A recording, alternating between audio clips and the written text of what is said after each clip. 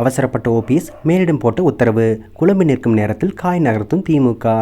OPS மற்றும் EPS இருவருக்கும் இடையிலான பிரச்சனை காரணமாக அதிமுகவில் இருந்து ஓபிஎஸ் விலக்கப்பட்டார். மீண்டும் பலமுறை அதிமுகவை கைப்பற்ற ஓபிஎஸ் முயற்சி செய்த போதும் தோல்வியடைந்துள்ளார். அதன்பின் அவர் பாஜகவின் தேசிய ஜனநாயக கூட்டணியில் பயணித்தார். இந்த நிலையில் தேசிய ஜனநாயக கூட்டணியிலிருந்து தான் விலகிக் கொள்வதாக பன்னீர்செல்வம் அறிவிப்பு வெளியிட்டிருந்தார். இதுபற்றிய அறிவிப்பை ஓபிஎஸ் முன்பாகவே செய்தியாளர் சந்தித்த பண்ருட்டி ராமச்சந்திரன் வெளியிட்டு உறுதிப்படுத்தினார். பாஜகவிற்கு கீழ் செயல்பட்டு வந்த அவரது இந்த முடிவு கூட்டணியில் குழப்பத்தை ஏற்படுத்தியது.